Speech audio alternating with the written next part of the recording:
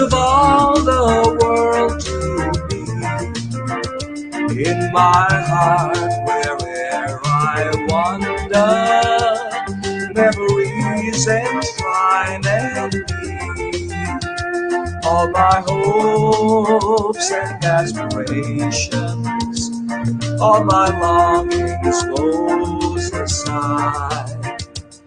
Everlasting bonds surround us as the fleeting years roll by.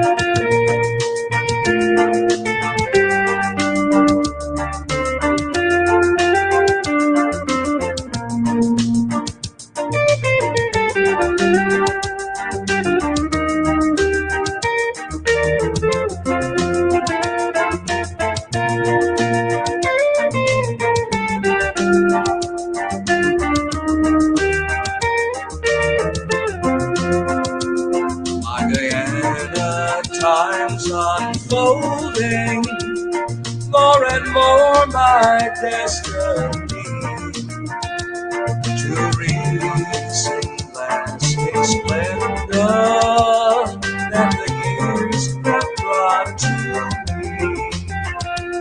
All the ashes of my glory, oh, the long, long night has passed. Oh, rise triumphant, glorious, from the ashes of the past. Oh, rise triumphant, glorious, from the ashes of the past.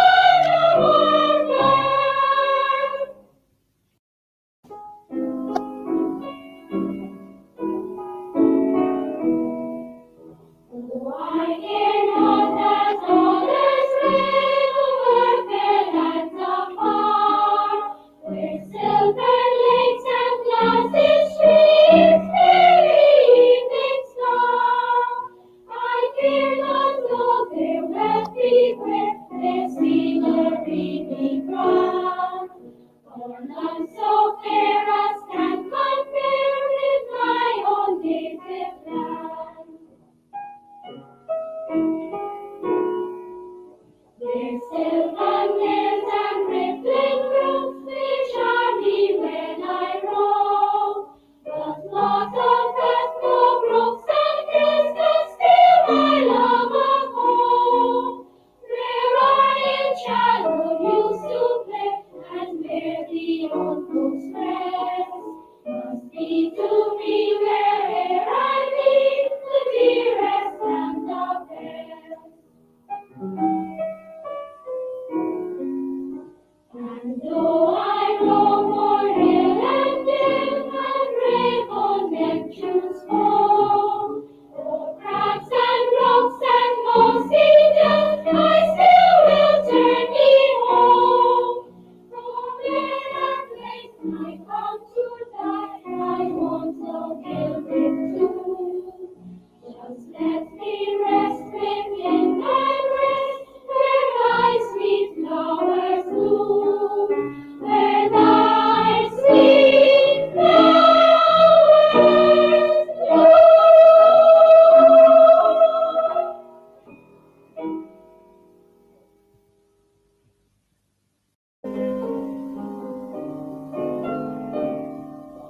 Born in the land of the mighty Roraima, land of great rivers and far-stretching sea, so like the mountain, the sea,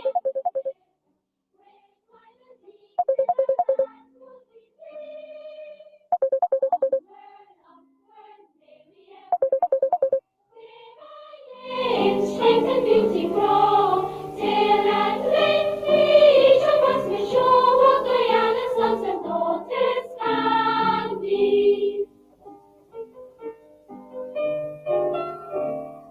Born in the land of bright shores, shining splendor, land of the palm tree, the croton and fir, we would possess all the virtues and praises, we all the glory of goodness will learn.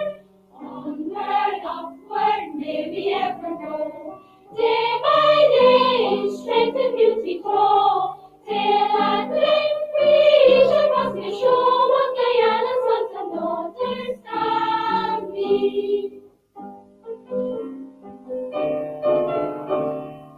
Born in the land where exalted Eldorado, land of the diamond and bright shining gold, we would be loved by a great love and labor, God's golden city which never grows old.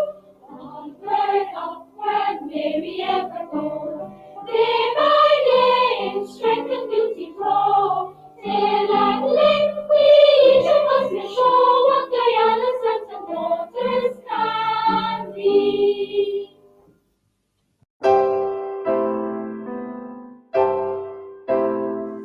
I dance upon the brink of day, and try to keep the night away.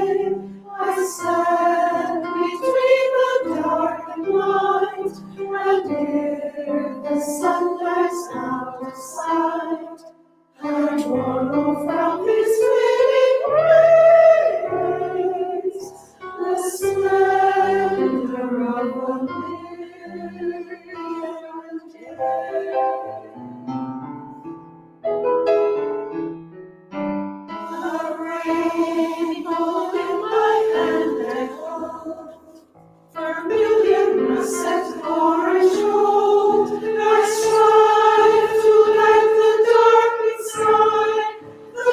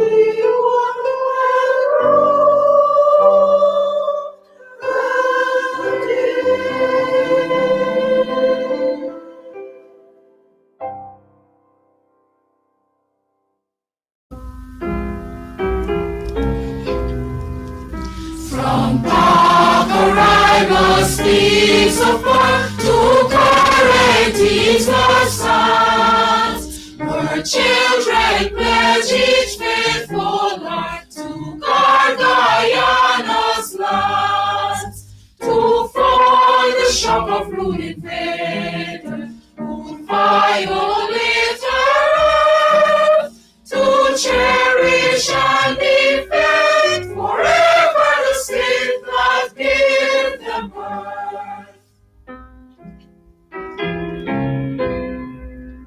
We forge a nation's mighty soul, construct a nation's frame.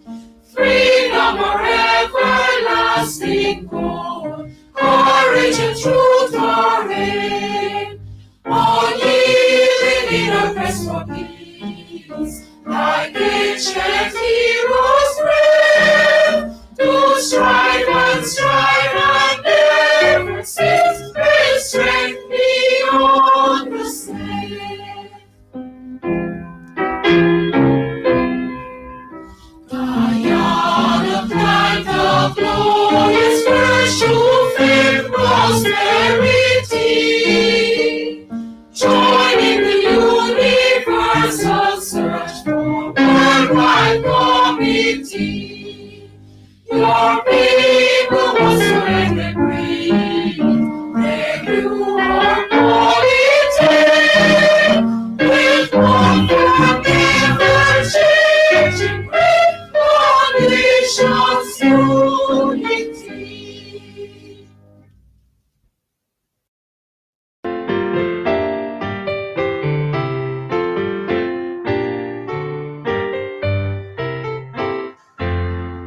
Marching towards the shining future, courage high, the past is gone.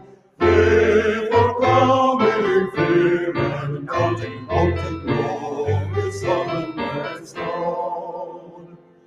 Through the storm clouds dark and glory, through faith light and flash and flame, one republic of Guyana, glorify Guyana's name. Forward, forward, youthful nation, rang with heart, the arms might. May your strength forever bring to the strife and season before right. From Guyana's base consolate to wise southwest streets that reign, build thy people, dear Guyana, strong, united, loyal, free.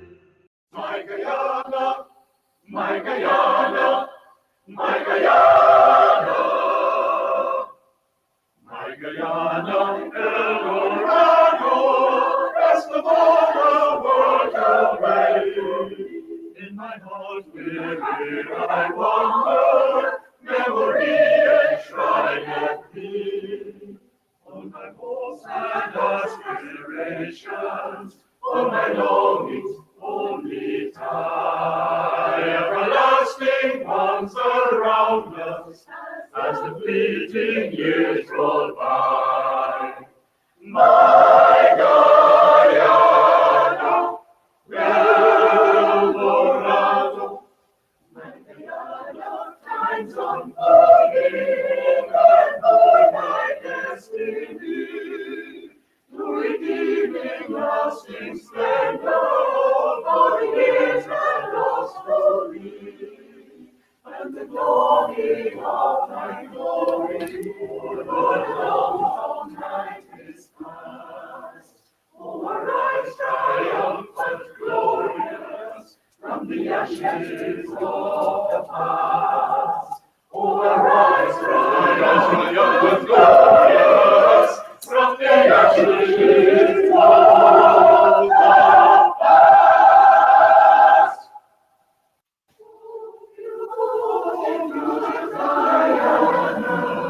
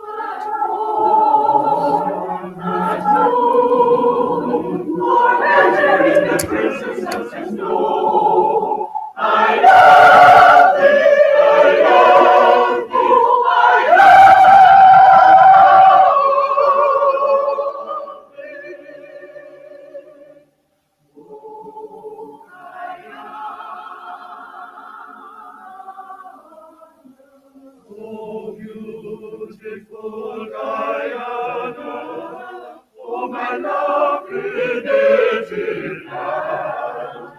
Hold you to me that all the world I see was this ground. You can get meat anywhere, but for the best cuts of chicken, beef, pork, mutton, and lots more, check out T and W Harris Butcher Shop located in the East Ramvelt Market Meat section. Call us on 609-7168, 641-4494. Ask for Rastaman. T and W Harris Butcher Shop for the best in fresh cut meats and lots more. To Amsterdam, I think I only get 3 calories. You see, when the function finish, right? The egg ball kick them people in it. Oh my goodness. And it's like, so we got whole tub of sauce. It's like, let's have a little. Mr. Amsterdam, everything shine. I haven't gotten to taste anything because, like I said, I just eat 3 calories. Everybody complimented the stuff. It was tasty. All them munch down and come back and load up. Certain places you can go and get proper stuff, but the sauce is more than enough. I appreciate the variety options. At Lou's Kitchen, it's no idle boast. Call us for the best in Creole food. 653-3205. Lou's, the original Creole chef. Planning a party? Worry no more. We have all the supplies you need. At Easy Party Rentals, we have folding chairs, folding tables, square tables, round tables, long tables, short tables, big tables. We have chairs, red chairs, gold chairs, white chairs, crystal chairs, chairs of all types. Throne chairs, what you want, we have. Food warmers, coolers, ice, beverages. At Easy Party Rentals, we have what you need to have a good time. You plan the party, we do the work. Call us 622-5933. Easy Party Rentals. Let's keep your party going. Are you looking for tents to rent? Well, look no further. At Easy Party Rentals, Sideline and Buxton North, we have tents in all sizes and colors. All sizes of tents we have. Small tents, big tents, medium tents, extra large tents. Call us on 622-5933.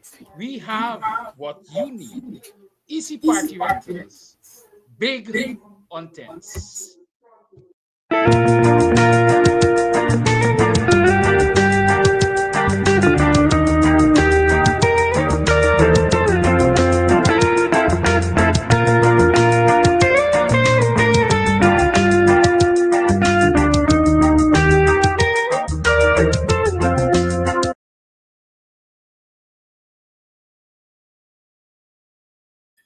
Hey, morning. Welcome to another program of Guyanese Morning Time. It is now 7 hours 27 on the 29th. It is now 7 hours 27 on the 29th day of September in the year 2025.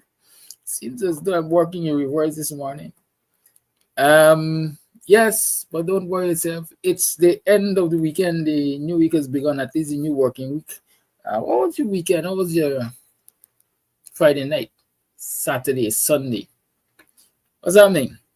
How was it? Yes, I recognize and I apologize to those echoes. I saw somebody said echo back some, and so I realized my microphone was left on. Sometimes, it happens.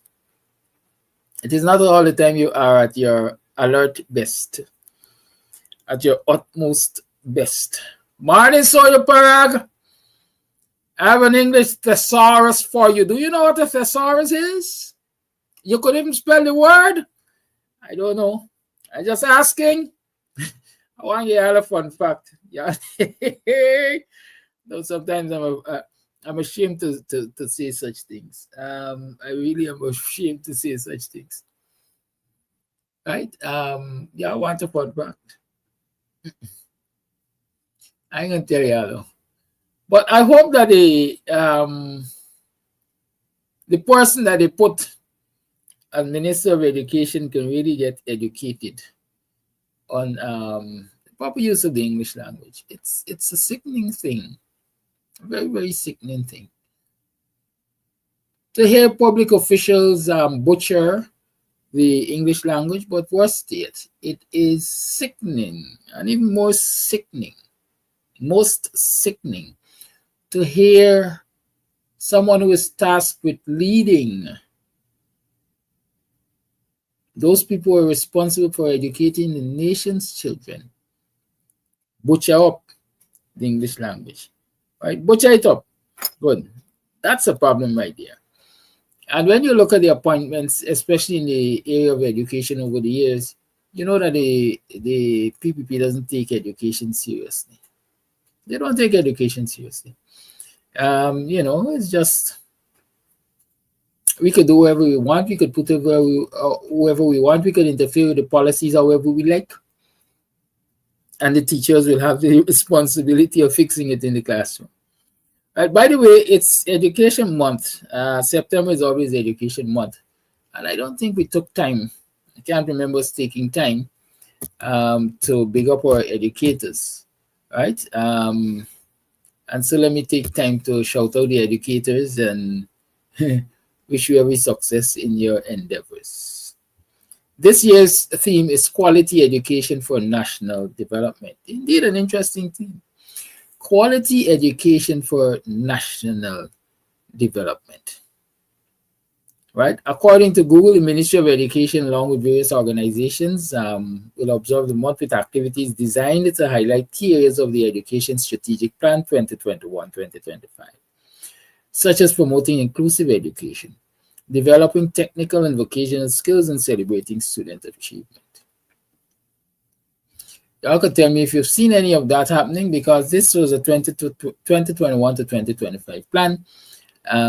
Inclusive education, I don't see the evidence of inclusive education, because we still have educational institutions that are deprived of many things, including quality teachers.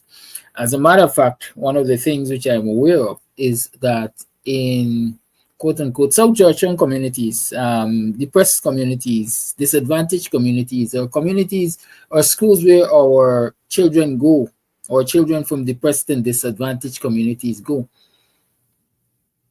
they've been taking the, I would say, A-grade teachers from those schools, and they've been sending them to the quote-unquote top schools, as we call them, the bishops and the queens and the St. Roses and the St. Stanislaus and so on.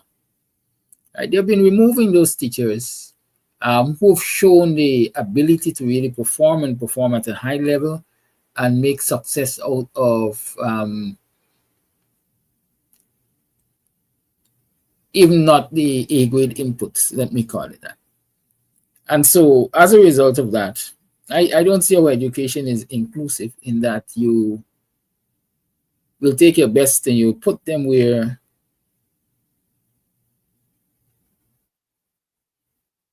I'd say they're not most needed. In schools like Bishops and so on, for me, it is expected, and it perhaps has been accepted over the years, that the students there develop over time a culture of hard work. They recognize the value of hard work. They discipline. Many of their parents and guardians can afford for them private tutoring and extra lessons and so on and so forth. But they're naturally socialized, if you ask me that, to be disciplined and approach their education, their studies, and so on, with some amount of diligence. In the neighborhood, depressed community schools, there's so many challenges that, you know, leave a lot to be desired. It means teachers have to work harder. Teachers have to be more dedicated. And And so when you find a school in a depressed community really, as we say, producing, getting 85 and 75 and 90% of its students matriculating and so on and so forth, that's a good thing. It's a testimony to the work that the teachers are really willing to put in and have been putting in. And when the Ministry of Education, the officials recognize that, the first thing they seek to do is, as if they punish the teachers of those institutions who are doing well enough. They move them and they take them to the schools where the children of the big shots and the big wigs are. That's not inclusive education. Inclusive education suggests that all of our children should have an equal opportunity to succeed. All of our children should be given the best resources needed to succeed. All of our children should be given resources based on needs.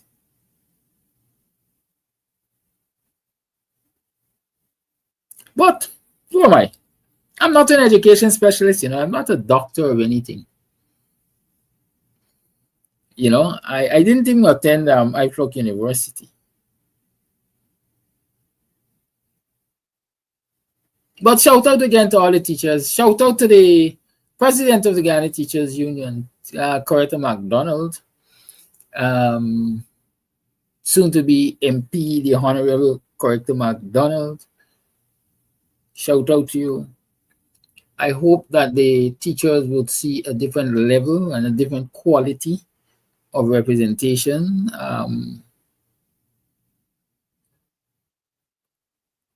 Moving forward, I sincerely hope so. I have a lot of teacher friends, educator friends, and I'll tell you, there are lots of them who say that they've lost confidence in the teachers union. It didn't happen overnight, but it happened over years, right? I would say it's a case of attrition. As we say, year or year come is the same thing. Year or year come is the same thing. The teachers union, not doing enough in their eyes, representation not strong enough in their eyes, and the straw that broke the camel back was Marklight. The straw that broke the camel's back was Marklight. And so just like Aubrey Norton was given basket to fetch water, being the immediate incoming presidential candidate after the Goinja administration, I think Coretta and her team has some baskets to fetch water. But the onus is on them to plug those holes on those baskets and ensure that they carry the water so that the teachers will not be left thirsty and dying of thirst.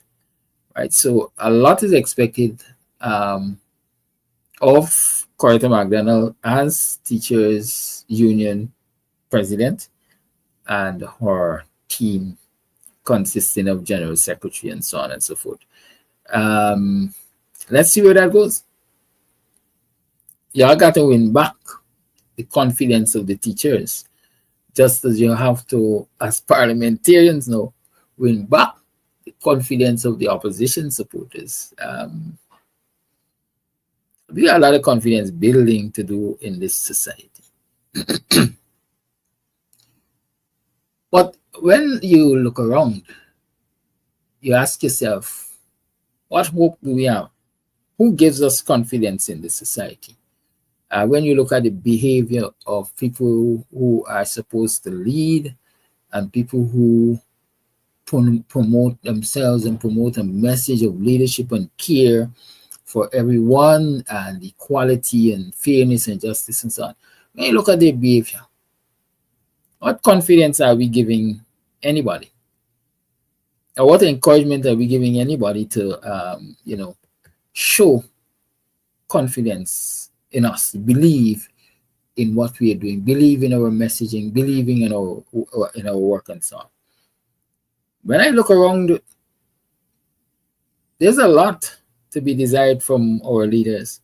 But like I said, usually I'm not going to come here every morning and go hardcore. I gotta play me a little music for y'all. So we're gonna go to a musical break and then we'll come back and we'll continue with that.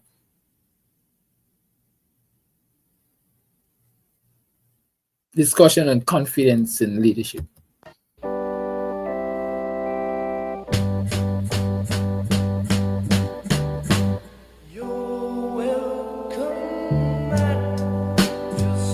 Big up yourself, Francis Michael Bailey and the VPAC crew.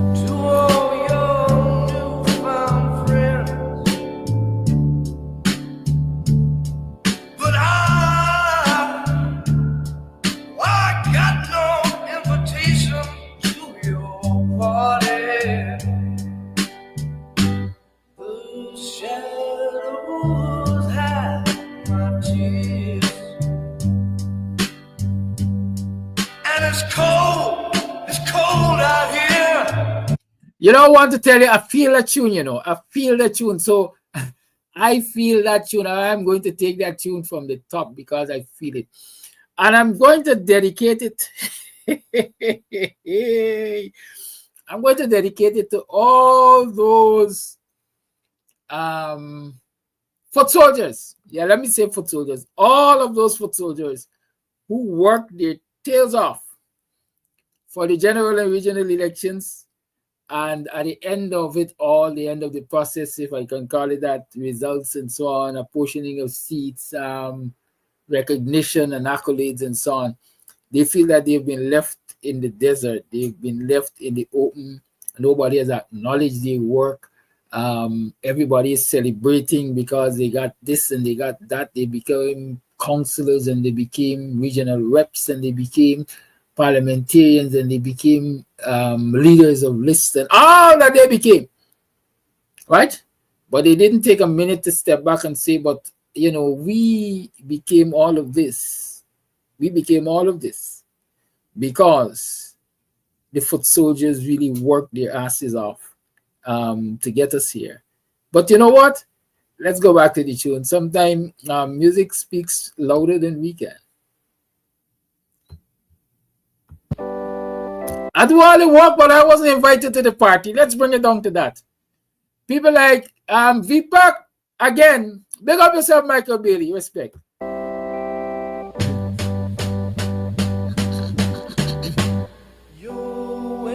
Hey, welcome back, Wayne. I was wondering where you were.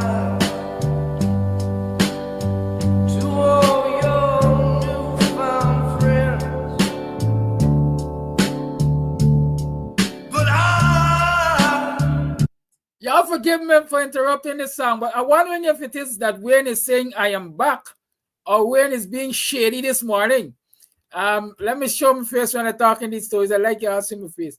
Is it that Wayne is saying that he's back on the program, he's back on social media? Because I understand he has been missing for a few mornings.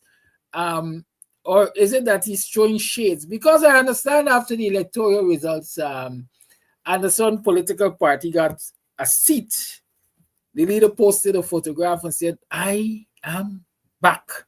In the words of Arnold Schwarzenegger, I am back. Is that what you're saying, Wayne? Or you are saying that you're really and truly back on social media? Let's go. Well, I got no invitation to your party. The shadows hide my tears. And it's cold out here. I'm lost in the darkness of the night. He let me in the door. You close to me.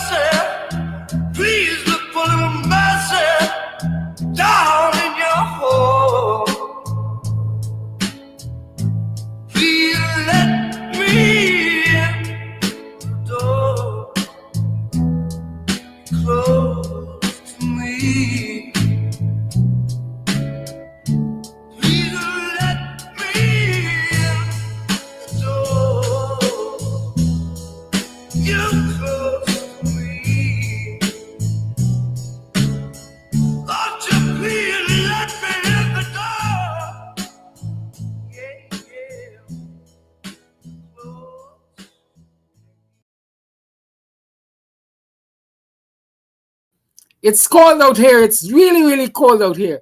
When you listen, I say I was coming back to talk about something that I don't forget what I was coming back to talk about. Anyways, y'all could remind me if y'all want to hear about it. But it's really, really cold out here. When you listen, I think Friday I said I want to discuss issues and not personalities. And when you listen to, because I had a opportunity to listen, somebody sent to me the link to live that Francis Michael Bailey did over the weekend. Maybe Friday evening he did it or something. When I listened to that,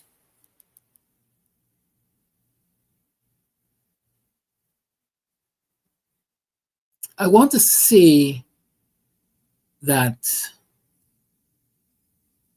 it was a real heart-wrenching listen, if I can call it that. It really touched me in so many ways, because it brought to the fore so much reality. I don't know how many of you got the opportunity to listen to it, but I am commending it to you. Go read it, go listen.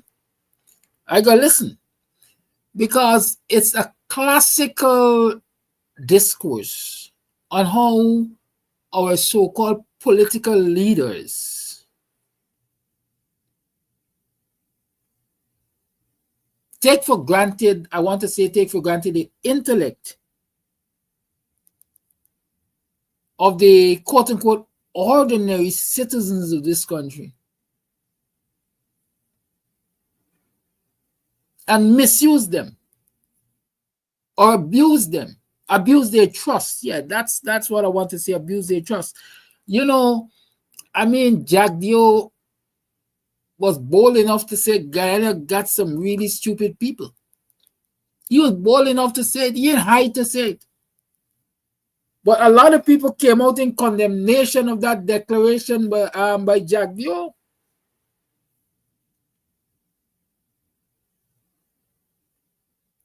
But as they say, if night should turn to day, they won't find out a lot of things about a lot of people. And so when you hear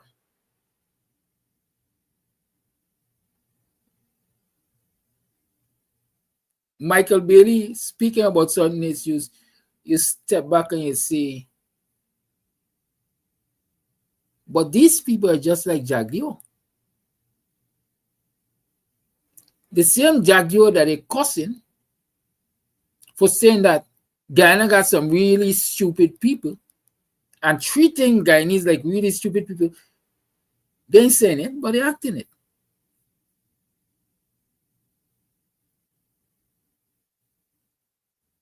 They're not saying it, but they're acting it.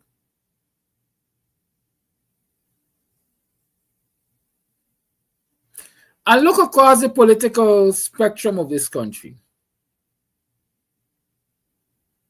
Look across the political spectrum and you're going to see the kind of behavior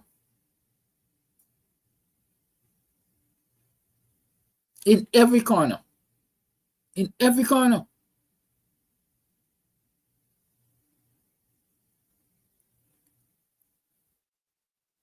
People talk the talk, but they don't walk the walk.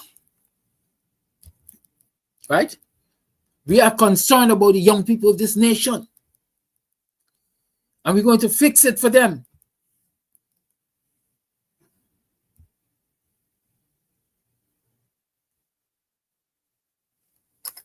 But how is it you're fixing it for the young people?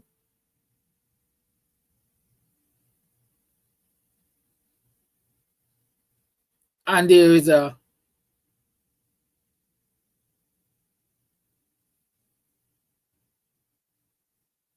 gap between you and the young people.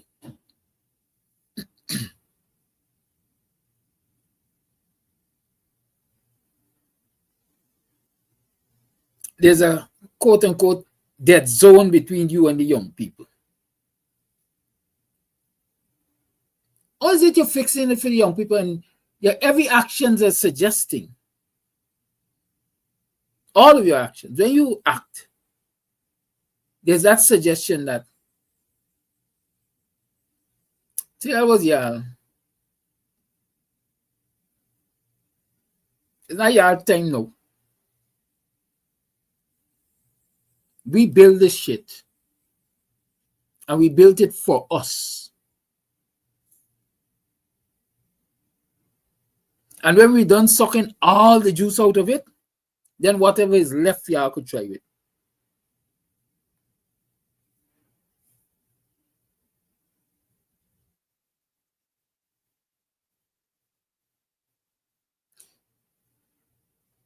And I'm concerned because I'm saying if that is what youths are seeing, then who really are we depending on to carry the mantle? Who really are we depending on to fight the fights? Because if I recognize that in all of my investment of time as a resource and money as a resource and other things as a resource for the fight, at the end of the day,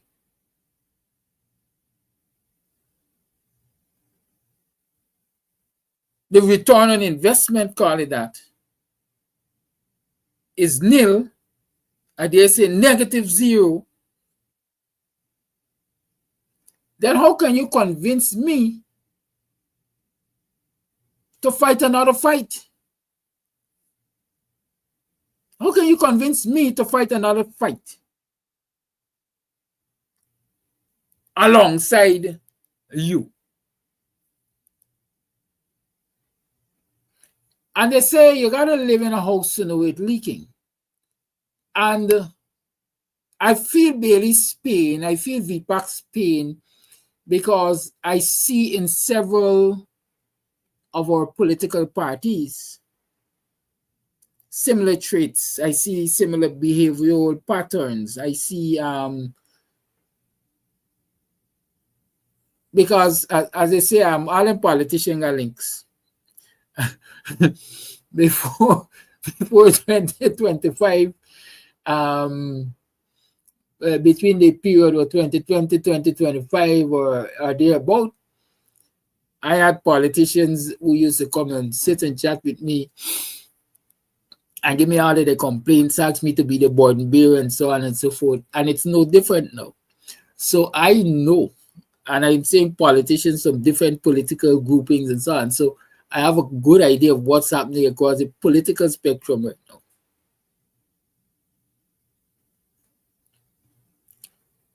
And I am feeling, I am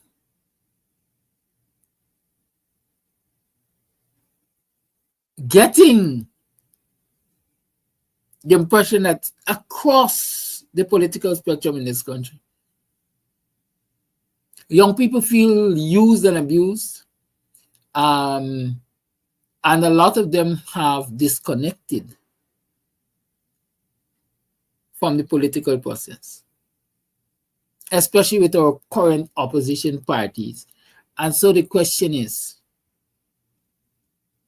how are we getting the energies to fight for biometrics and a clean voters list? I see some of our opposition leaders talking about biometrics and a clean voters list in the 2030 elections. What about the same thing for the 2026 local government election?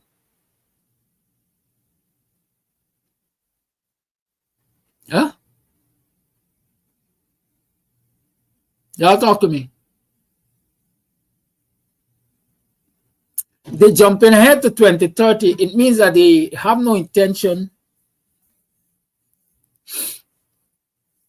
or they don't see the possibility of successfully demanding that which needs to be demanded before the local government election. So are these wise men and women, these brilliant minds, saying that they're prepared to accept the 2030 election, the 2026 local government election under the circumstances that they accepted the 2025 general and regional elections. Madness, they say, is doing the same thing over and over and expecting a different result. Like I said to y'all, I'm just reflecting on all that's happening around us politically and socially and so on. And in the same time, I'm reflecting on the earlier years or the older years. What do we call them? The golden years. I'm taking you way back. Okay? Way back.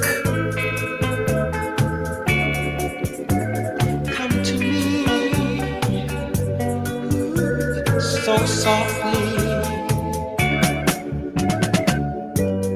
Come to me softly while stars gleam above.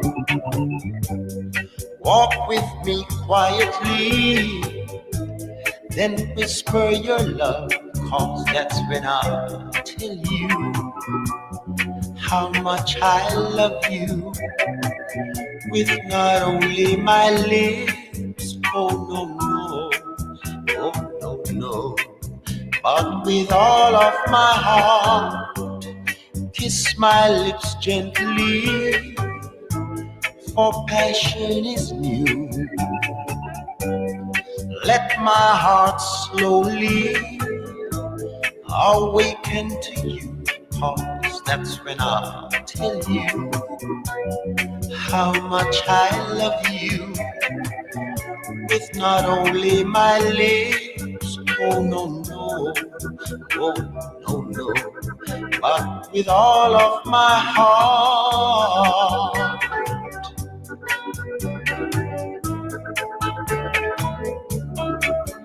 Please come to me so softly.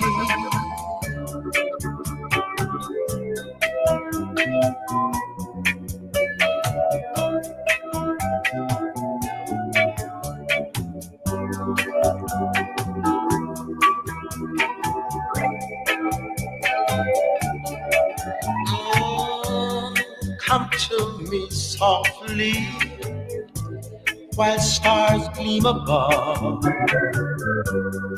Walk with me quietly, then whisper your love, 'cause that's when I'll tell you how much I love you with not only my lips, oh no, no, no, no, no, no, but with all of my heart. Stay always beside me through all passing years. Let your precious love softly guide us, my dear. By then you surely know, yes, you will surely know that I love you so. I do love you, I do love you, and with all of my heart, believe me, you got to believe me, just believe me. Come to me so softly.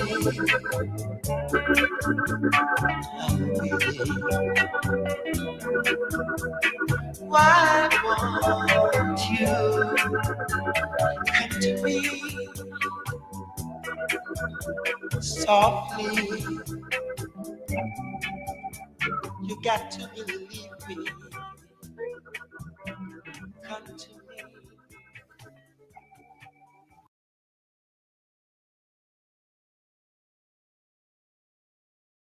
No, that is not Dobby Dobson. As a matter of fact, that is Jackie Edwards, right? That is Jackie Edwards. And I want to think Jackie Edwards is one of the rare ones. And so let's play another one from Jackie, which says, "Worried over you." Hey, Oladoy, I'm worried. I'm really, really worried over where we are going, This is a reggae, mind you. If you did love me, why didn't you let me know? Darling, you left me in tears, and I don't know what to do. I should have known from the start that you're not meant for me, that you would break my heart and leave me here in misery. Ever since you left that night, my heart is aching for you. There is nothing I do that can be right, 'cause I'm worried over you. If you see my tears, why didn't you let me know? Darling, I just can't resist to tell you I don't know what to do.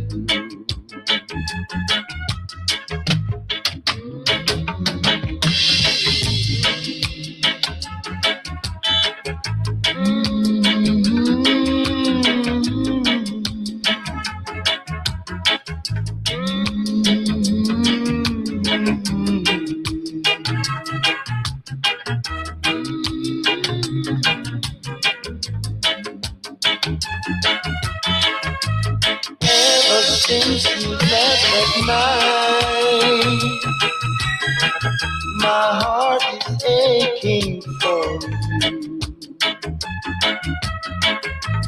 There is nothing I do that can be right, 'cause I'm worried over you. You didn't meet my case. Why didn't you let me know?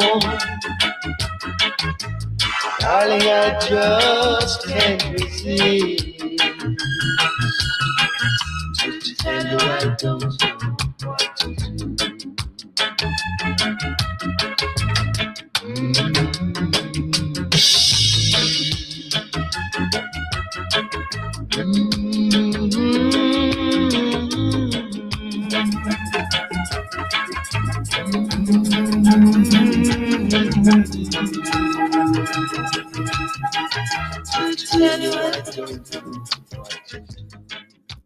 You know, unless it has passed a lot of you, it seems as though a lot of you missed it. I'm gonna say a lot of you missed it. I'm talking about. I see everybody is discussing Amanzi here, and this is what I tell y'all. I like discuss the issues, not so much the personalities, because in that same discussion that Bailey had, he went through the political spectrum. Let me call it that. He spoke about all who VPAC reached out to try to build a grand coalition, and he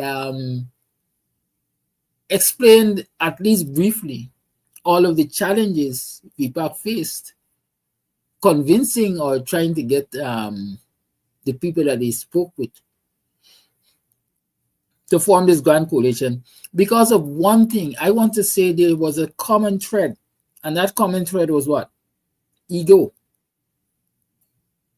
If I can't lead it, I don't want to be part of it. I remember him saying about Azruddin Muhammad, when we spoke to him, we realized that he didn't want to join nobody, he wanted everybody to join him.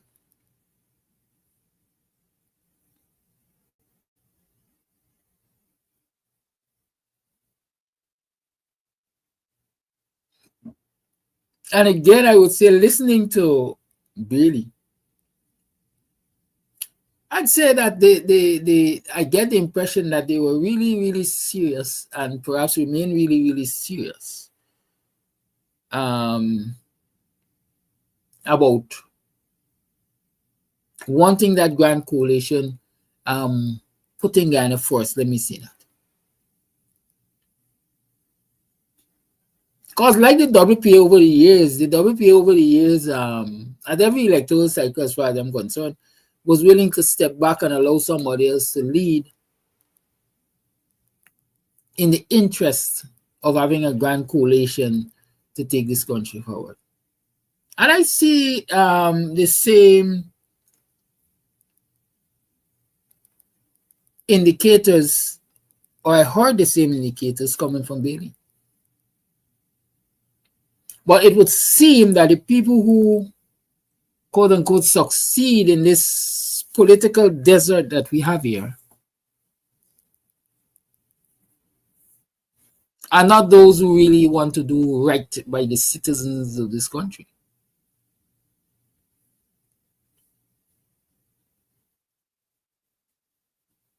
Right? Are not those who want to do right by the citizens of this country, but those who are more concerned with self-aggrandizement and what's in it for me.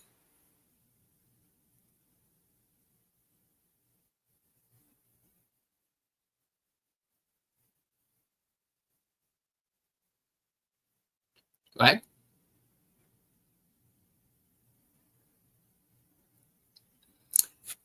But hey,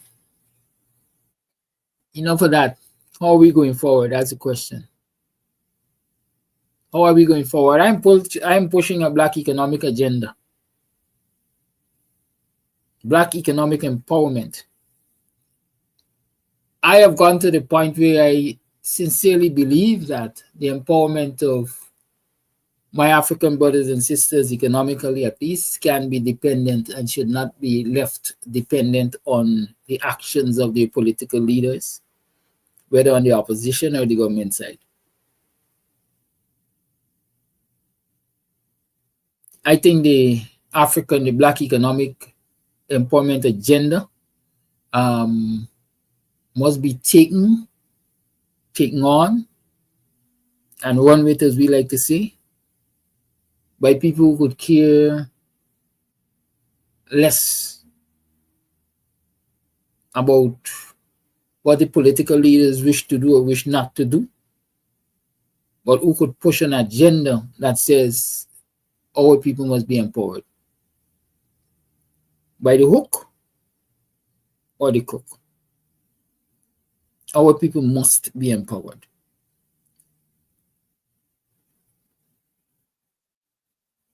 We have political representatives, parliamentary representatives, and they'll be expected to ask some hard questions in the National Assembly, because I personally will be asking them to ask some hard questions in the National Assembly, and I'll be asking those questions publicly. For example, I want to ask why it is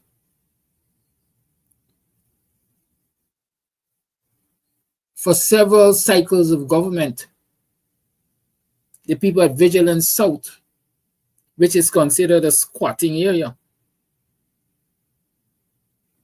have not been regularized up until now. For several cycles of government, people at Vigilance South have been living at Vigilance South since I was yet a teen. And now I'm getting to old age, and they're still described as a squatting area. And the government of Guyana have so far developed an entire housing scheme back of them,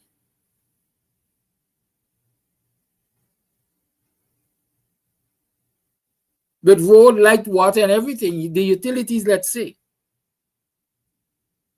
And that development is happening behind them. But up until now, no efforts have been made to regularize those people. And that's a question I expect our parliamentary representative to ask. How is it in areas that are predominantly occupied by Indo-Guyanese, similar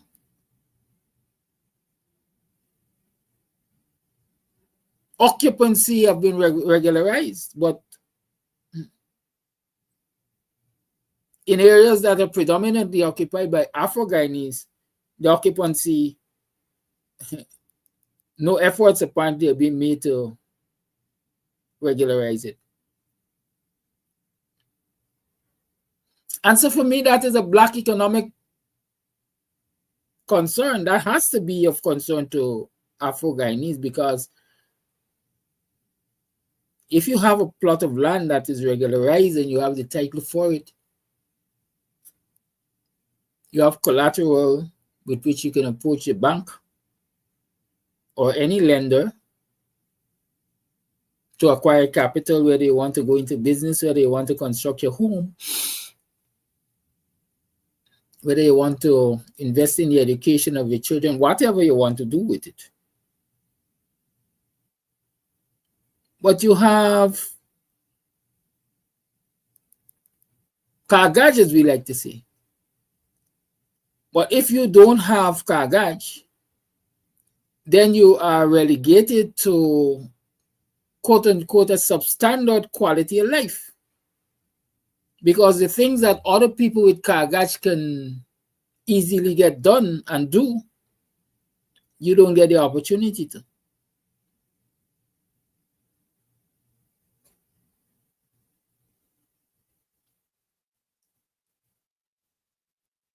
I know for a fact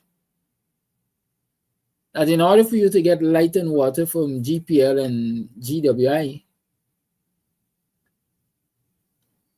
part of the requirement is a letter from the NDC, I think, to say that you pay taxes. And so if people are living in a squatting area, how do they get a letter from the NDC to say they pay taxes? And so how do they get water and electricity and other utilities, telephone services, and so on? How do they? So by the mere failure of several governments to regularize these areas, they're directly or indirectly affecting the quality of life of the people. And that is one we'll have to pay attention to, at least. That's part of my Black economic empowerment agenda. I certainly will be walking around this place to find out, especially where African Guyanese are, and whether or not they've been regularized. And I know I was told that a Guyanese critic has been discussing my idea of Black economic empowerment, and they've been labeling it racist and so on, because who dare me to talk about Black economic empowerment? Well, I dare myself to talk about Black economic empowerment, and if you can't deal with it, suck it up.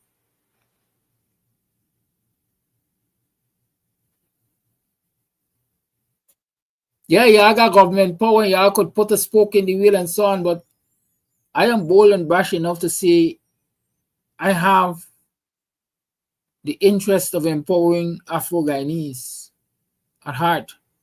I believe every citizen of this country should be empowered, economically and otherwise. But I also believe that there are other people who can champion the cause of other people. And so if I choose to champion the cause of my people, then you simply have to respect that, or you ought to simply respect it. I don't question your right to cuss out people and tell them about their mother and sons and so forth. That's a matter for you. You could choose that. I choose empowering Black people. Call you live. Good morning. Morning, Kadaki. Just trigger something every day. I almost love you. Let me say to everyone who think that this is racist, we're going to embrace it hard. Are we going to make this? If you think that it's racist, we're unapologetically racist about it. Because I'm going to say this. Your government or the people that they support it will never, ever make Black people attain their true economic potential. Never it will happen under the sun. Be it that I'm going to say, be it PPP, be it WIN. It's our thing, it's our interest, and we have to take care of our interest. We won't give it a different name to appease any other force around us. We won't appease. We have been appeasing for too long. For too long, we have been appeasing. This is our thing, and we got to make people know unapologetically it's our thing. Are we going to make it work for us? Because you will never make anything work for us because it's not in your interest. And this is speaking to every other race. This is speaking, and we can do it. That's all I have to say. Thank you for your say.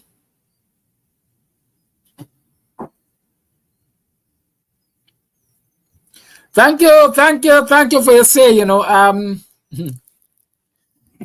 got to be a mixture of the good, bad, and the ugly.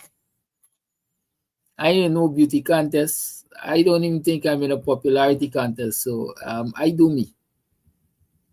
Right? And I'm encouraging you, let us do us. The Black Economic Empowerment Society is not localized to Buxton. It's not localized to Guyana, quite frankly.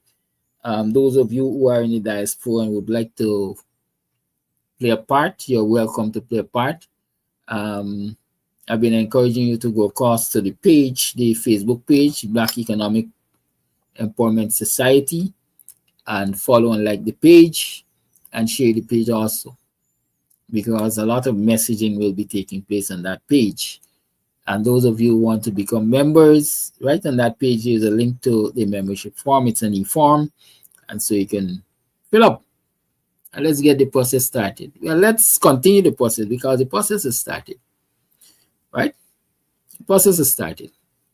And I'm putting it out there so that you can know. The Black Economic Empowerment Society is intended to be a multi-purpose co-op. A multi-purpose co-op. And I'm already dreaming of having a big co-op shop in Buxton and in other communities. You know, we must get these co-op shops where our members, our community members can go and they can get fish, for example, at, you know, a lower price than they will pay normally. People think this thing got to be so out to the world to bring changes to people's life. I don't think so, you know. I believe if we can establish community shops and we can build relationships with the owners of fishing vessels. I know they got some Buxtonians doing fishing Suriname. I intend to have a conversation with one of them or two of them or three of them to find out how it is, for example, they would be able to support or supply the community, the co-op shop with fish. And so we could sell, you could turn up at the co-op shop and you could buy a 2-pound bango. Frozen fish we used to call it when I was growing up. And all the farmers at the back, they could bring out their produce and they could sell it even on credit to the co-op shop. And so residents and people from all over can come to the co-op shop, and instead of having to be faced with $250 a pound of cassava in Georgetown, they could pay maybe $200 a pound of cassava in Buxton at the co-op shop.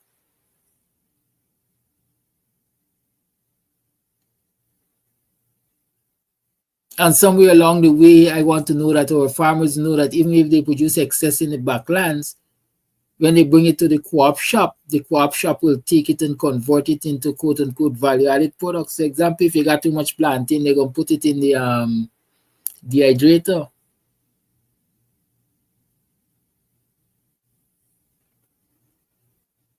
And turn it into plantain flour at a faster rate than you would make it if you had to put Congo tea outside.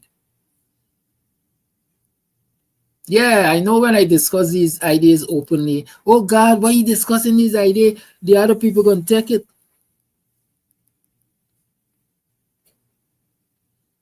I'm not afraid of the other people taking it. I'm afraid of my people missing the opportunity, missing the boat. Just as other cost granger when he says sell planting chip and the other people doing big business with planting chips. So when I talk about the Black Economic Empowerment Society, I'm not talking about Buxton alone. I'm talking about across this country. I'm talking about partnering people in the diaspora. I'm talking about getting our people to recognize the importance of savings. You can't spend all, but you also can't put all in the bank to sit down for the other people go and borrow it and use it and enrich themselves. Good? But it's 20 minutes past the 8 o'clock hour. We are going to have a lot of these discourses. And we're going to have a lot of these discourses in-house, just as we are going to have a lot of them openly. Good? How about another tune and then we're going to open up the lines? This morning's potluck. I ain't choosing nothing. I just play. Hold on, oh, look up yourself. You lie, you lie to your daddy. You lie. Listen, I can't help referencing Michael Bailey this morning. Big up yourself, Michael Bailey. And this one is dedicated to all of the leaders of political parties, right? All of the leaders of political parties. I think this one is a fitting tune. Your daddy, you told me that your love was true. But look at me, girl, now. Oh, we're taking it from the top.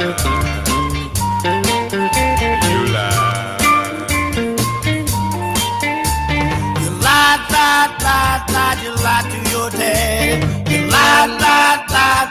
lie to your daddy. You told me that your love was true. But look at me, girl, now I'm blue. Because you cheat.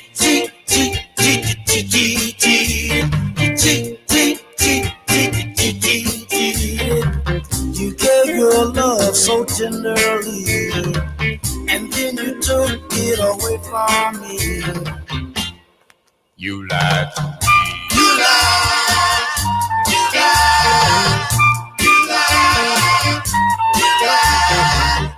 You ran around, and then you put me down. How could you be so cruel after I was so good to you? Tell me why.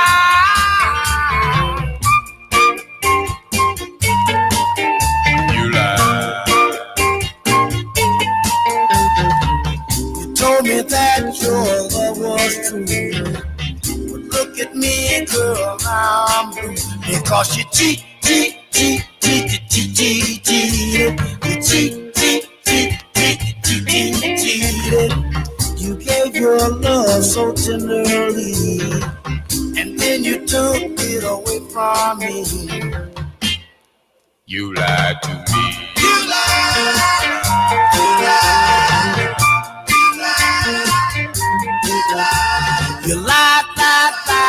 You lied to your dad. You lied to your dad. You cheat.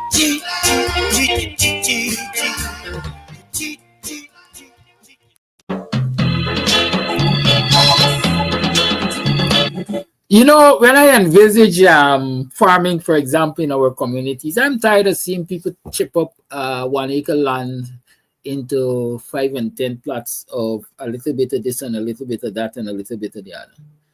I want to be pushing my people planting, if you got an acre land, half acre at a time, perhaps, in Baigan. Monocropping, we call it. One crop. I only want you to plant one thing. You specialize in one thing. And so when we bring in, like in the past, when we were bringing Buxton spices to the Baghdad, it used to be to the gunilla, the boats, as they call it. I want to see that when we bringing out Baigan, we bringing out Baigan in bags. Salt bag, as we like to call them. And so we create for ourselves an advantage of scale. Oh shit. Why, where you get a big word from me? I'll explain, excuse the expletive if you call it that, but it's where you just come up from with these big words. Advantage of scale. We got enough land at the back of Buxton back now. The PPP scheming the thief from us. And I'm hoping that through discourses like these, the eyes of our people will open. And they're going to go into the backland, and despite all the challenges, they're going to occupy them land, and they're going to stop thinking about planting 20 roots of borer and 15 roots of bygone. I want to 20,000 roots of borer and 20,000 roots of bygone.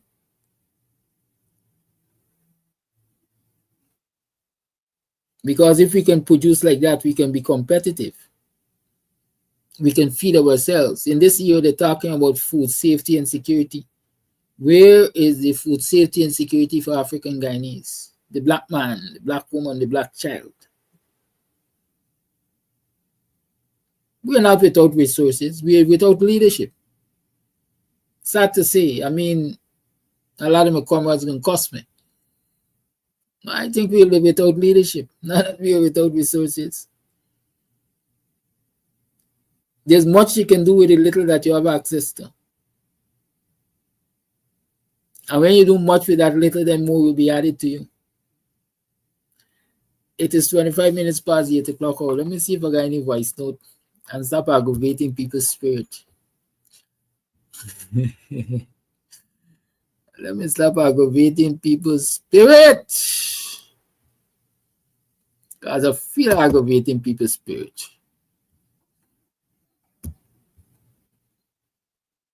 Morning, Barikidaki, morning, viewers. Morning, all guys. Barikidaki, this message is for our African women, mothers and fathers, so to speak. See, the reason why that our young people are being misled, are being led astray, between our parents and I think that reaching out to the young people, before we reach out to the young people, best we reach out to the parents. We need to touch each and every home, African home. Forget about the Indians. The Indians them vote in one race, and they will never come home with the PNC. When I say that they will never come home in the majority, some of them will come, but not all of them. So our black fathers and mothers is the one that misled our children. I can't see I living in a home and my son and daughter vote for next party. What I know to the bosom of my heart, they don't show no interest into me or into African people. Come on, man. Come on, man. And we African people need to be watching more programs like the Rikidaki programs, Dr. David Hines program, Sharon Duncan program, Mr. Paul Sloan, Mr. Conway program. Them are edifying programs that we African people have to listen to, and we will get to know exactly what is going on around us. You understand me? Them are important programs for African people to sit and listen. Never mind, they said Dr. Hines is a racist. That is all them that stink. They want Dr. Hines must shut him out so that African people must always be misled by this PPP and the Indian them in this country. Come on, man. Dr. Hines is not a racist. Y'all is a racist. Y'all want to dictate who must be black people leader. And that is totally wrong. We can't dictate for y'all who must be y'all leader. Y'all don't corrupt from top to bottom. Y'all corrupt. So y'all don't have nobody leading y'all. Everybody that they with y'all misleading y'all. You understand me? So our black people have a lot of work to do. Local government election is around the corner. We have to touch each and every African home. I hear we are talking about they have to go into the Indian community. No. The Indian community, they already know what this Insta government are doing to Guyanese people, our people of this country. They know exactly. So if they want to come over the opposition or the PNC, you don't have to go to them. You understand me? That's how they're voting one way all the years. That's how they're voting. You understand me? That's how the Indians are voting. Majority of them voting. Because you know why? The installed PPP government has gone to preach racialism, has gone to preach racial hate in their bottom house. So that is the reason why they will never get them. But we people, we have to always, they're like them out. Our people, we got to bring them back home. That is the only solution. We have to, our people, we got to bring them back home. The time is not too late. Too late shall be the cry. You understand me? We have a big role to play right now in this country to bring back our African youths them and our African brothers and sisters back intact. This is no retreat, no surrender. This local government election is one of the last stage, I think, African people have in this country. Y'all do have a blessed day. Very blessed day. Thank you for your contribution, and thank you, Leonard Singh. Is that your name, Leonard Singh? Thank you for joining the program. Thank you for your commendations. I appreciate it. This is not what you call, you know, what you answer to. Y'all tell me something. Y'all like my musical choices? You think you're gonna make a good DJ? I should, you know, use my skill to earn some money. What y'all think?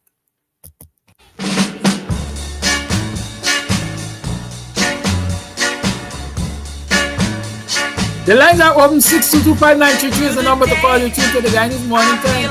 Okay. I got a lot of little things to do through the day, the work and play. They keep my mind from thinking thoughts of you. But the night, the Lord. Leonard Singh, I'm gonna play Bangali Babu for you just now. Don't worry yourself. Just to show that I'm inclusive. Night. Oh, how I miss your thrilling kiss through the night. Since the day you went away, I wonder why I ever let you go. But I say, please stay away. When in my heart I know Call you on. Good morning.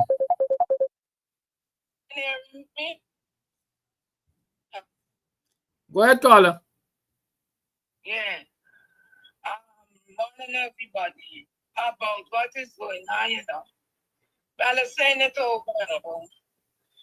Unless we go through to GCOM, get rid of GCOM, no, nothing wouldn't be happening. Now imagine we're fighting for a clean voters list to go and biometrics. And you see the new thing with GCOM show up. 2 black people from GCOM, they charged with some money thing. These people are far away from the money. What about the person who has direct control with the money? I understand that that's the trend of that cat, because the cat was in another organization where money went missing. But the 2 scapegoats, the 2 black people who they put as scapegoat and they don't touch them on. And now is something that they're going to get running. And they're going to say they have to look after this thieving and they can't look after getting a clean voters list and biometrics. People, you have got to get down and see it that we have that in order before you go to election. Because going to an election with GCOM the way it is money more heartbreak for African leaders. You get strong leaders who know with true confidence that they have won an election. And when they get to the point where GCOM is to bring the goods home and name the rightful person of winning the election, and they don't do that, those strong men bow under the pressure. You don't hear nothing from them. You don't see them. You don't know what is going on. All because of what GCOM has done and continues to do. People do not let on innocent black persons who are named as thieves at GCOM. Look at that. Because let me tell you something. If a coconut go to fall, it don't fall from midway the tree. It falls from the top. And if any tree except star apple, if the top of the fruit don't lose the property. That fruit remains on the tree. So if this money was not stolen by the top, how it get to the bottom? People be woke. Look at what is going on. Don't let this so-called loss of $5 million or how many billion dollars at GCOM be a thing that we do not look for clean voters list and biometrics.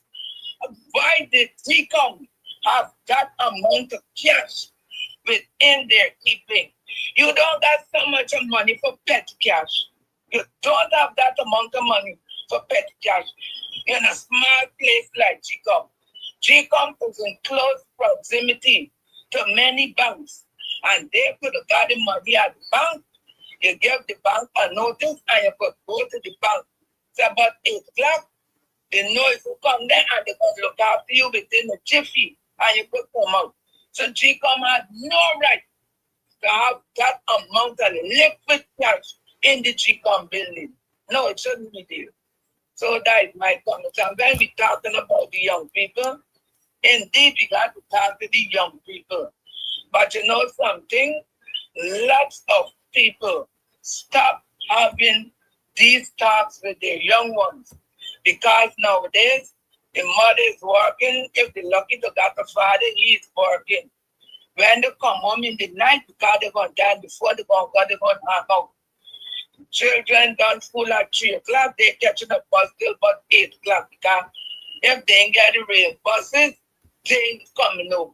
So by the time they come home, everybody's sleeping. Sunday is something, but if you got proper family time, you will be able to introduce certain things to your children.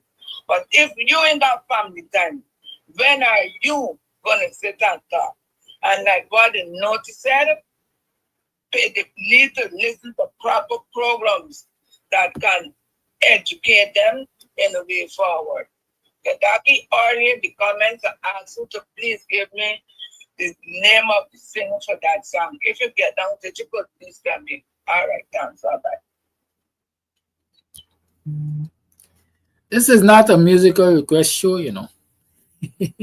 This is serious business we're talking, right? This is very serious business we're talking. Let me say this to you. When there is a question of GCOM and money and the people who have been arrested as having taken the money and so on. I don't know if they take it. I don't know if they took it. But I know that there were investigations. And if the investigations point at them, then by all means arrest them. You not like see Matty with long bag.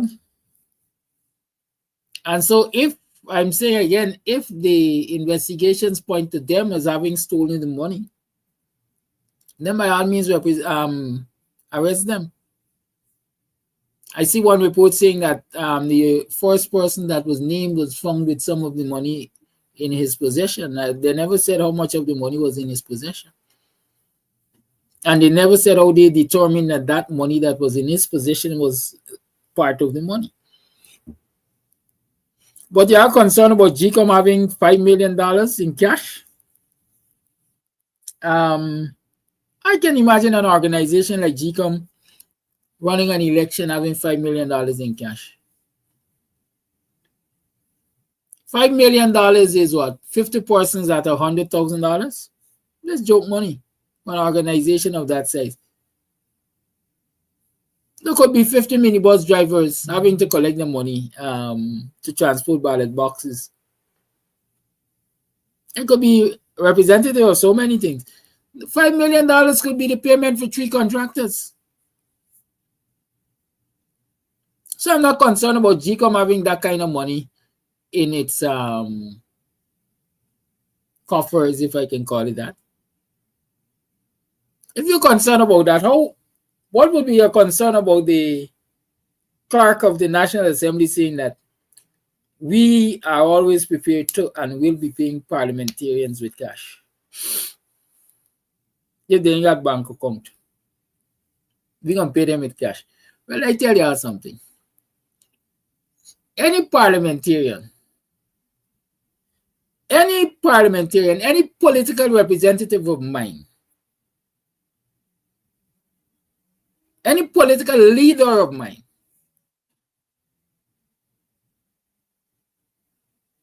that in this modern time goes to parliament and doesn't have a bank account,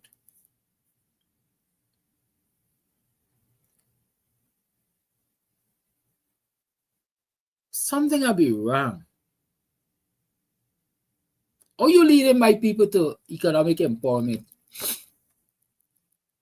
and you ain't got a common bank account. I ain't saying you gotta get billions or hundreds of millions in this account.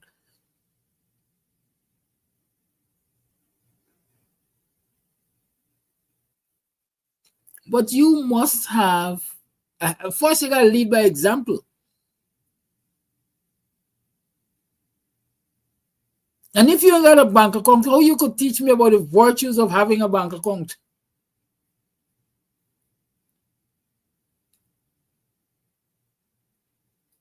But that aside, I know that the clerk is basically kowtowing, if I can say it, bending backward, bending sideways to accommodate the presence of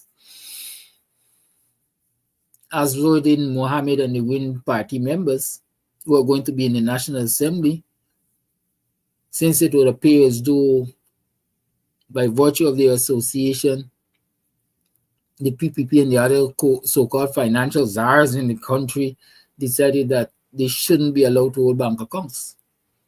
And so when the National Assembly has to pay them, which it has to, the stipends or whatever they call it, it has to find a way and means of paying them. And so the way out of the conundrum is we can pay all by cash.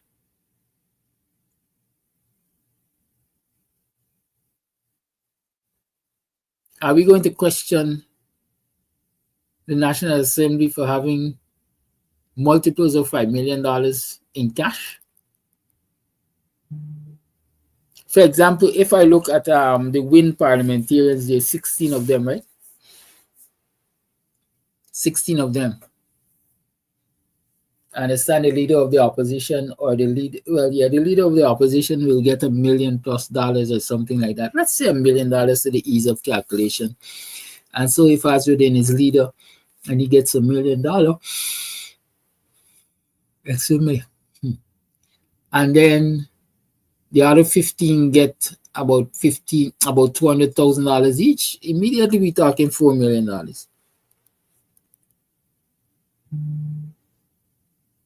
Right? And that doesn't include other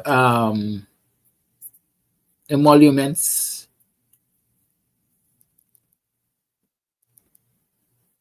allowance to this and allowance to that and allowance to that. So are we going to question the National Assembly about having at least $5 million in cash to pay parliamentary representatives?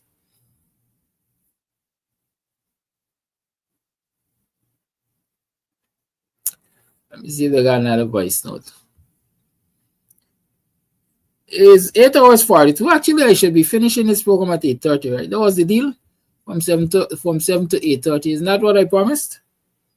Yeah, that's what I promised. Sometimes I forget I am so accustomed to this 9 o'clock time.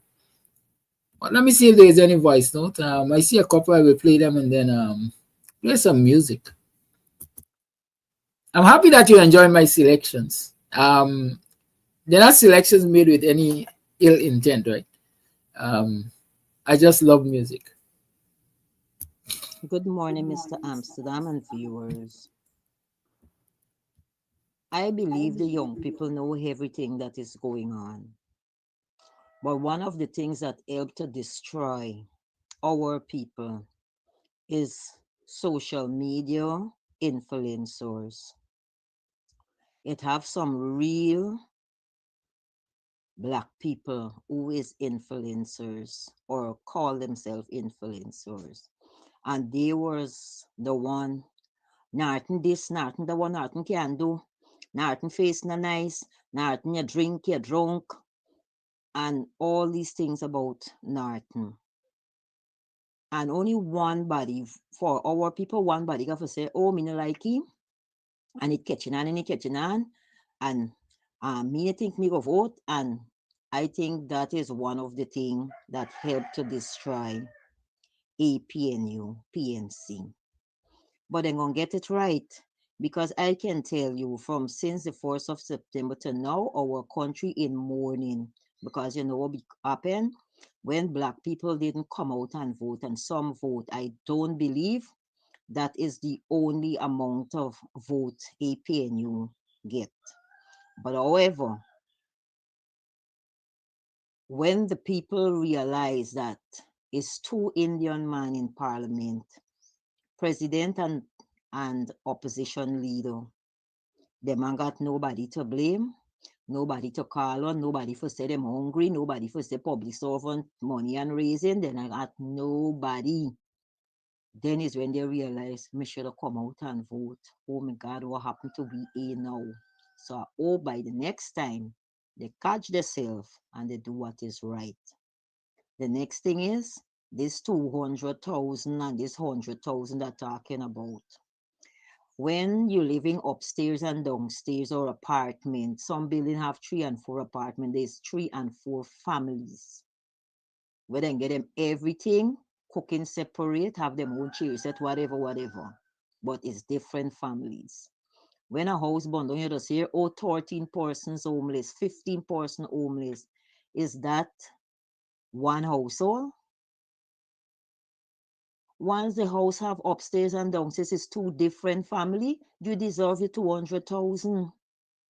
If the house party in 3 and it's 3 different family living, if it's mother and she smallest children, son, he has his family, daughter, she has her family, there's 3 family in one house doing them thing by themselves, they all 3 deserve the 200,000. I don't know what's gonna happen, but I could tell you, if they say only per household, the scrapes out like salt, because most of the scrapes don't have their own home, so they won't get, and then you're gonna hear the problem when the scrapes come out for say them being disenfranchised.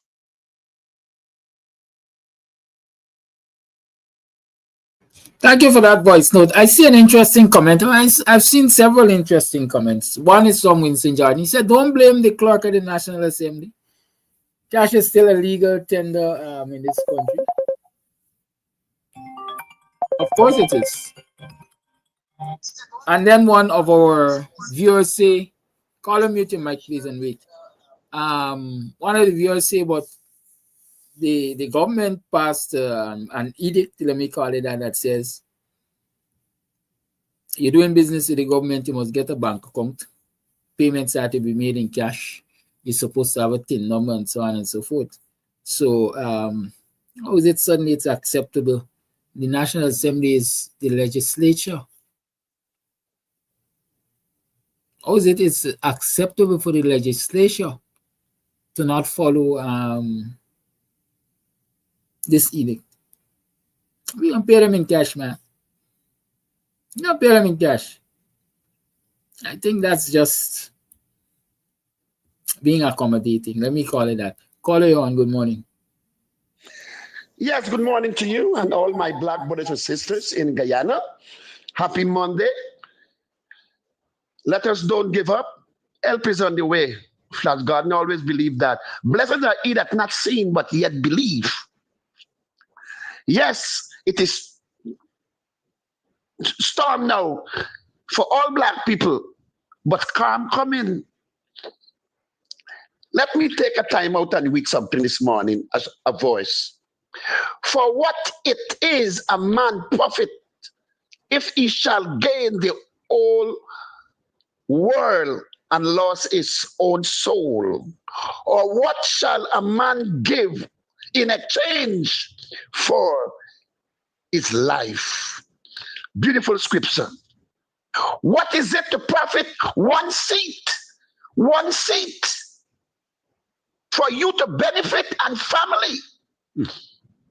And the rest of your supporters will have to suffer tomorrow morning. What is it to profit? To enjoy yourself on the street, to laugh and enjoy that. I have one seat. And your own supporters, them that vote for you, for get one seat. You cannot even make sure they get a tin of milk to drink every day. Them children go to school. What is it to profit? That same young lady, Amanda, tomorrow morning I'm going to call names. As long as God wake me up, and as long as you answer my call, I will call names. Those who encourage David Granger to step down, because I don't want to get sanctioned. I want to go to America and China and England. I want to enjoy my pension. Tomorrow morning, more call name. What is it to profit the whole world? What is it to do what you did 2025 election and your parents cannot get $100,000? What is it that the children them in Guyana will not enjoy what we enjoy in Bonham time?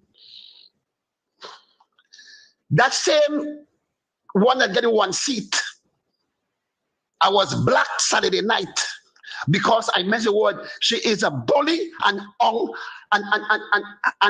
power and power hungry. Why?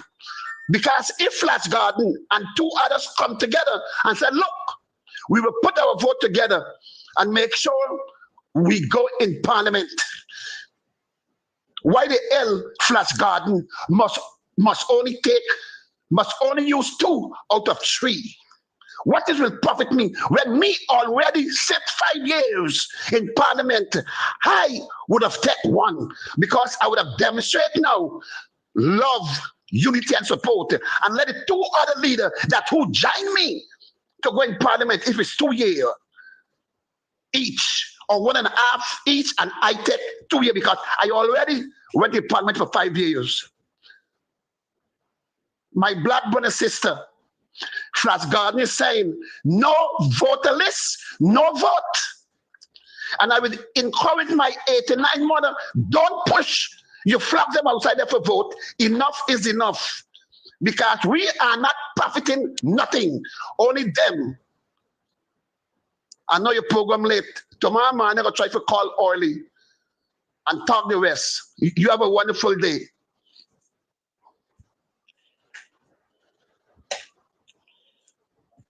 Thank you for your call, Flash Gordon.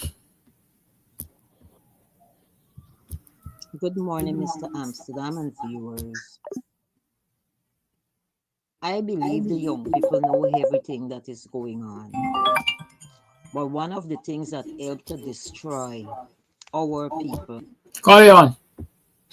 Hi, good morning, Mr. Amsterdam. Happy Monday to you. I would just like to add a little, put my input into the cash payment and parliament. There are other ways they can get around it. For instance, they can issue them with Bank of Guyana checks, and they can take those checks to Bank of Guyana and get them in cash. So that's just my contribution. Thank you. Bye. Thank you. So the finance experts are coming out to tell us how they could get around the thing. Right? Let's get around the thing. I get around the thing. Why I'll tell you we're getting around the economic suppression of Afro-Guyanese in this society with leaders that are apparently playing the blind. Hi, Cam, Stevie. Good morning. I listen to your program. I try to catch it when I go into work because I can actually focus and listen and everything. And I hear callers calling talking about maybe we got to bring home back some of our black brothers and sisters that gone home. I think what we need to do is cut our losses because those that gone, they ain't coming back, and it don't make sense bringing them back in either. Cut our losses and move forward. One of the caller would have stated just now that the local government election, is one of our last straw or something. I mean, the way how I feel about this last election, like I am not holding my breath. I am not holding my breath for Afro people in this Afro Guyanese in this country. I would not do it. I'll tell you why. A lot of them sit down and they want somebody else, to bring salvation to them.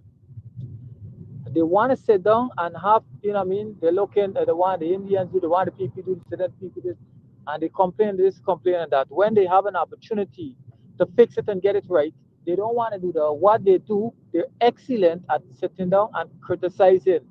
Like how they sit down and criticize, we this, you too ugly, you ain't this, you ain't come out and do this, and you do, and they sit down. You call a protest, you would never find them on the road or anything. They have nothing to contribute other than criticisms.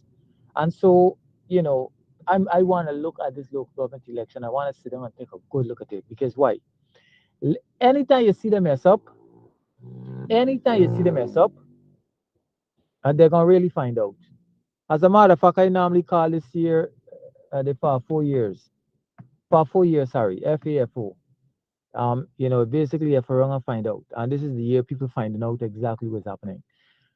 I'm saying all this to say this. The local government election, if they don't go out and vote, and the PP happen to get control of Region 4, I'm just thinking to myself, is that a lot of people in Region 4, a lot of people would have died, a lot of Afro would have died and leave the properties, dating back from the great-grandmother, the great-grandfather.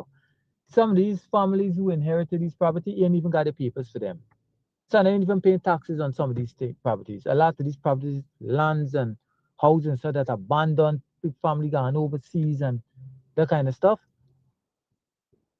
Guyana, it is going to be taken away from them because they ain't got papers and they don't understand what they're playing with. But then, they're going to go and vote for somebody else or they don't vote at all. But then they expect you to go there and fight. Afro Guyanese are the only set of people who want other people to fight their battle for them. Or they sit down and they're waiting for Jesus come and fight the battle.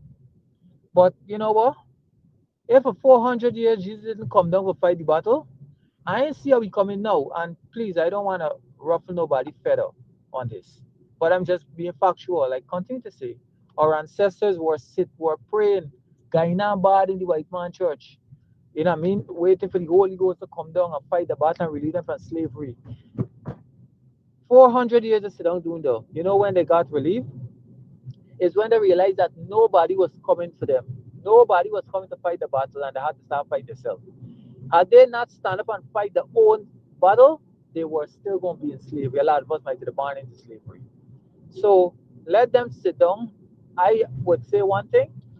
They said that gun, don't even bring them back in the fold. I think if you go into a war, the first, especially Afro Guyanese, the first set of people, the first place you gotta start with is war among your own self, in the sense that you gotta weed out all of the snakes in there, right? Because before you take off, all the enemies gonna know where you're coming with the strategies, because we own people keep selling out the own self. Good morning, Kidaki and viewers. I saw Mr. Campbell and other members of the APNU party visiting, I think it was South Rhinefield. And I was reading the comments as I normally do. And you know what was one comment? What APNU bring? Them bring money like wind. And then one say, right?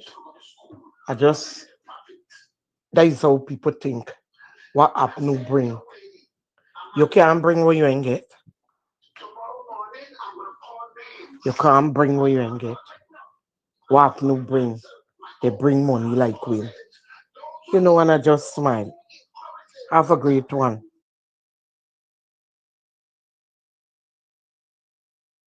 Yeah, this morning before I leave, because I'm listening to this voice note. It's nice that I play this voice note last because hear me.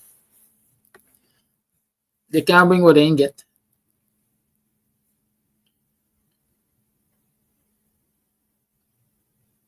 But you can't get if you don't make the right decisions to get.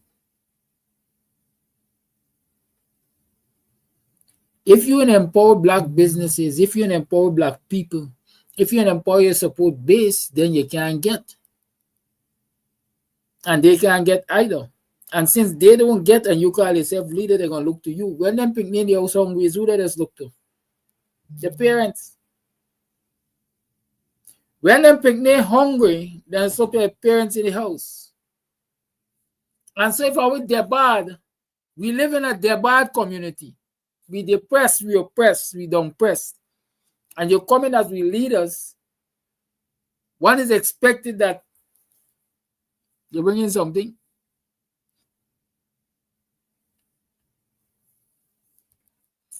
You see, that is why I said I don't like to discuss personalities on this program. Because when people start getting personal, they upset me. What gives Norman Kingston the right to call a man a dirty, filthy woman with inside like cesspit? That is distasteful and it is very, very low. And that's why I say let us address issues and stop addressing people. But Dennis keep telling me, you can't discuss the issues with other personalities.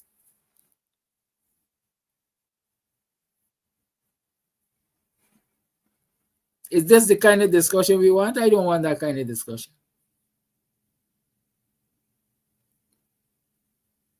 So when I'm picking, they're also hungry, they just look to the parents. When the political supporters are hungry or hungering, they're going to look to the political leaders. What y'all bring? We get bad, what y'all bring? So you can't cause them. You can't cause them. What you got to explain to them or you got to restructure, if I can call it that, the thought process of your approaches. We are not physical to get you know. But we got ideas that are going to empower you. Let us work together. Let us work together. For example, I want to use in this example because I ain't got a faster one I could think about. PNC got 100 acres of land on the highway. It's not so I don't know it, is so I just thinking.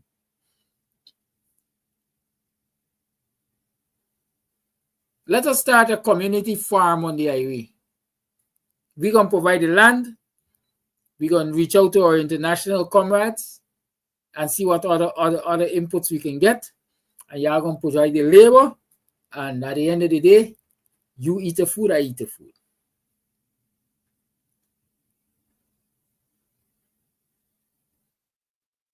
So I bring money, but I'm bringing an opportunity for you to make money or earn money.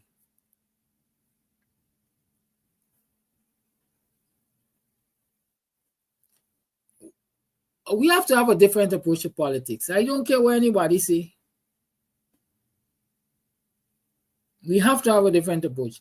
I think I saw early this morning on someone in the news, might be quite sure. 4 other licenses are to be issued for oil blocks. 4 other licenses are to be issued for oil blocks. I wonder how many Afro-Guyanese conglomerates or anything of that nature would be among the 4 getting licenses. And then it came to mind, what happened to them 4 sisters that they get licensed on oil block? Where the oil block there? Who controlling it? They start producing anything, they earning from it, who the beneficial owners are. Let's play some music and I'm out of here.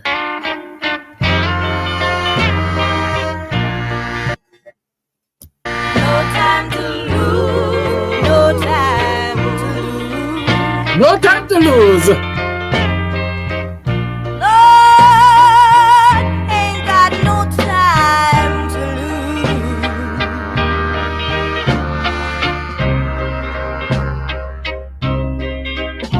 I got to find my man, make him understand. I got to try and see if he'll come back to me.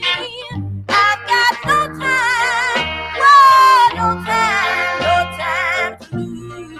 No time to lose.